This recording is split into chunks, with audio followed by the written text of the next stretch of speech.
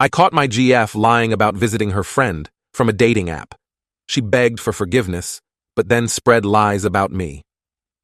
Months later, the truth finally came out.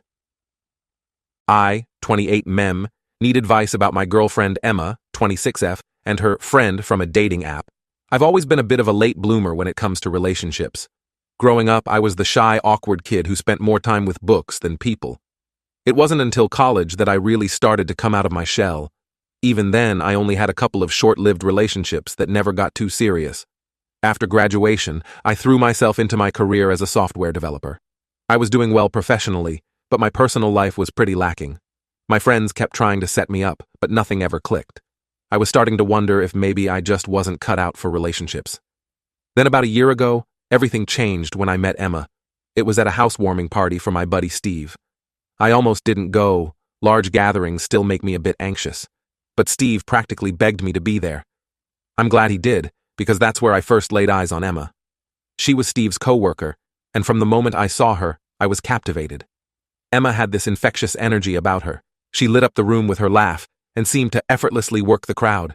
I watched from across the room, too nervous to approach her. Steve, being the wingman he is, noticed me staring and decided to introduce us. To my surprise, Emma and I hit it off immediately. We spent hours talking that night, discovering we had so much in common.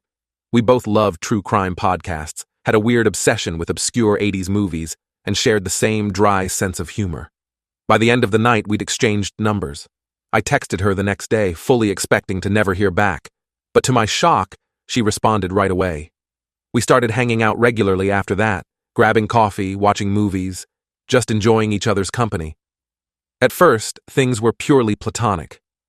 I was honestly just thrilled to have made such a great new friend. But there was undeniable chemistry between us. One night, about a month in, after a few too many drinks, we ended up kissing. It was amazing, but in the morning we both freaked out a bit about potentially ruining our friendship. We had a long talk and decided to keep things casual. Neither of us was looking for anything serious at the time. Emma had just gotten out of a long-term relationship a few months prior and wasn't ready to jump into another one. I was still dealing with some self-esteem issues from my lack of relationship experience.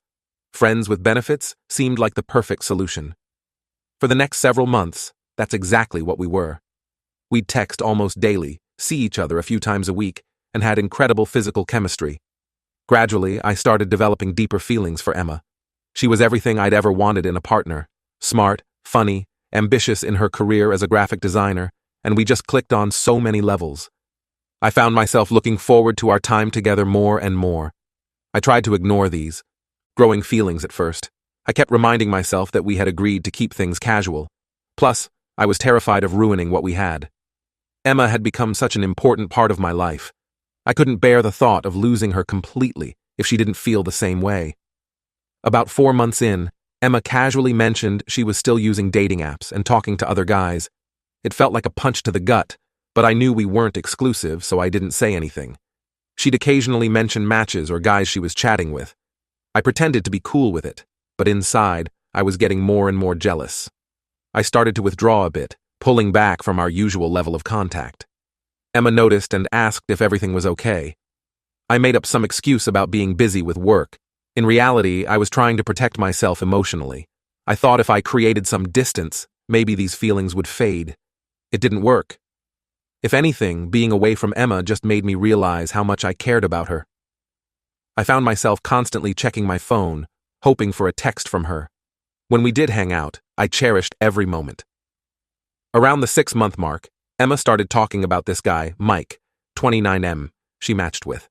She thought he was really cute, and they had great conversations. They lived in different cities about 500 kilometers apart, but had been texting for a couple weeks. Emma mentioned she was thinking of taking a trip to visit him for a weekend. Hearing this, I felt like I was going to be sick. The thought of Emma with another guy was unbearable. I realized I couldn't keep pretending anymore. I was in love with Emma, and I had to tell her, even if it meant risking our friendship. So I finally worked up the courage to tell her how I felt. I asked her to meet me at our favorite coffee shop, the place where we'd had our first real hangout. I was a nervous wreck the whole time, stumbling over my words as I tried to express my feelings. I told Emma I wanted us to be exclusive and officially start dating. To my immense relief, Emma's face lit up. She said she had been developing feelings for me too, but was afraid to say anything because of our initial agreement to keep things casual. We agreed to delete our dating apps and stop talking to other potential romantic interests. I specifically brought up Mike, saying I wasn't comfortable with her still talking to him or going to visit, given the context of how they met. Emma assured me she understood completely and would cut things off with Mike right away. I felt so happy and relieved. Finally, after years of feeling like I'd never find someone, I was in a real relationship with an amazing woman. For the next few days, I was on cloud 9. Emma and I were more affectionate than ever, constantly texting and calling each other. We went on our first official date as a couple, dinner at a fancy restaurant followed by a moonlit walk in the park. It was perfect.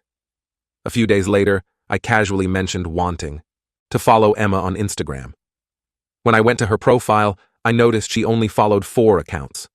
Curiosity got the best of me, and I checked who they were. To my shock, Mike's account was one of them. My stomach dropped. I tried to rationalize it. Maybe she just forgot to unfollow him. But something felt off. I decided to ask Emma about it, trying my best to stay calm and not jump to conclusions. When I brought it up, Emma got flustered. She admitted she was still talking to Mike and hadn't cut things off like she promised. Even worse, she said she still planned to go visit him for the weekend. She claimed they were just friends now and nothing would happen, but I was crushed. I told Emma this felt like a huge betrayal of trust. She got defensive and said I was being controlling and insecure. According to her, I should be fine with her having male friends and going on trips with them. She accused me of not trusting her. I tried to explain that this wasn't about her having male friends in general. It was about the specific context of her relationship with Mike. This wasn't some long-time platonic friend. It was a guy she matched with on a dating app literally weeks ago with romantic, sexual intentions. Now she expected me to be cool with her having sleepovers at his place. We went back and forth for hours. Emma insisted I was overreacting and that I needed to work on my jealousy issues. I felt like I was going crazy. Was I really being unreasonable here? I'm at a total loss. I thought Emma and I were finally on the same page about our relationship. Now I feel like everything we talked about meant nothing to her.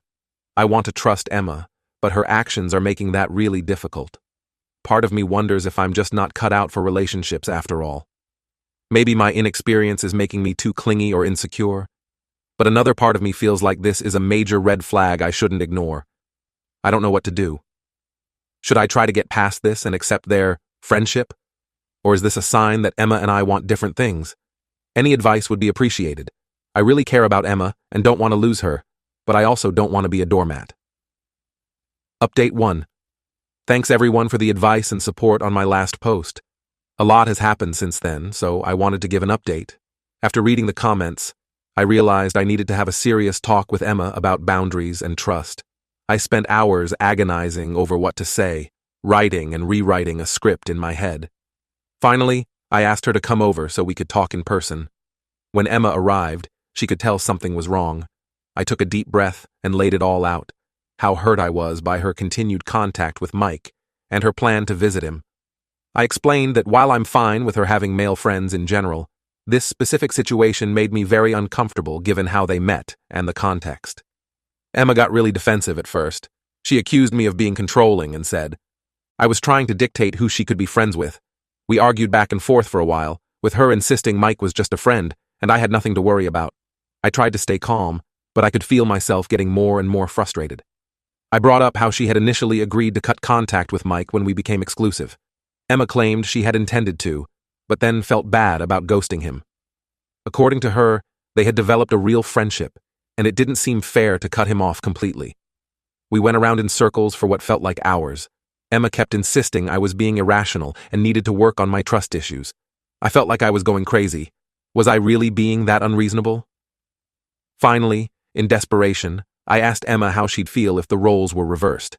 If I was planning a weekend trip to stay with a woman I'd met on a dating app right before we became exclusive. That seemed to get through to her a bit. She got quiet for a moment, then admitted she probably wouldn't like that either.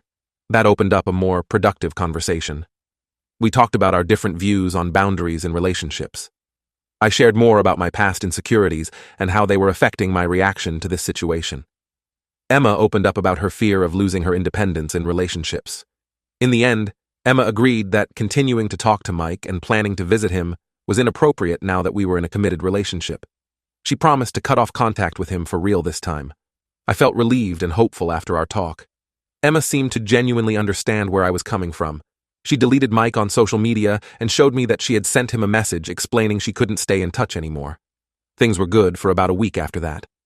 Emma was extra affectionate and attentive. She'd send me cute messages throughout the day and made an effort to plan special dates for us. I started to think maybe we had worked through the issue and come out stronger for it. Then last Friday, Emma told me she was going out of town for the weekend to visit her sister. I didn't think much of it at the time. Emma and her sister were close, and they tried to get together every few months. But as the weekend went on, something felt off. Emma's texts were less frequent and shorter than usual. When we did talk on the phone, she seemed distracted. I tried to shake it off, telling myself I was being paranoid. Then, on Saturday evening, I decided to surprise Emma with a video call. I thought it would be nice to see her face and maybe chat with her sister too. When Emma answered, I could immediately tell she wasn't at her sister's house. The background looked like a hotel room. She seemed flustered and made up an excuse about her sister's place being fumigated, so they got a hotel for the night. I had a sinking feeling in my stomach. I asked Emma to turn the camera around and show me the room. She refused and got angry, accusing me of not trusting her. We argued for a few minutes before I heard a male voice in the background ask, "Is everything okay?" My heart dropped. I recognized the voice from videos Emma had shown me before. It was Mike. She had lied about visiting her sister and secretly gone to see him anyway. I was absolutely gutted. Emma started crying and admitted everything. She swore nothing physical had happened yet, but she just needed to see Mike in person to get closure. She begged me to forgive her and said she'd come home right away. I was too shocked and hurt to even respond. I just hung up the call and sat there in stunned silence for a while. Then the anger started to set in. I sent Emma a text telling her not to bother coming back and that we were done. I blocked her number and on all social media. The past couple days have been really rough. I've been oscillating between crushing sadness and intense anger. I keep replaying everything in my head, wondering if there were signs I missed. Part of me wants to hear Emma's explanation, but I know I can't trust anything she says at this point. I know I made the right choice ending things, but it still hurts like hell. I really thought Emma was different. I let myself be more vulnerable with her than I ever had with anyone before. Now I feel like such a fool for trusting her. I'm trying to keep busy to distract myself. I've thrown myself into work and started going to the gym every day. But when I'm alone at night, it all comes crashing back. I can't help wondering, was any of it real? Did she ever really care about me at all? I know logically that this isn't my fault. Emma made her choices, but I can't help second-guessing everything. Maybe if I had been more understanding about her friendship with Mike, she wouldn't have felt the need to lie. Or maybe I should have trusted my gut earlier when things felt off. I'm not sure where to go from here. The thought of trying to date again someday feels overwhelming. I'm not sure I'll ever be able to fully trust someone again after this. For now, I'm just trying to take it one day at a time. Update 2. It's been about a month since my last update, and unfortunately things have only gotten messier. I thought blocking Emma and cutting contact would be the end of it, but I was wrong. For the first couple weeks after the breakup, I was a mess. I could barely eat or sleep.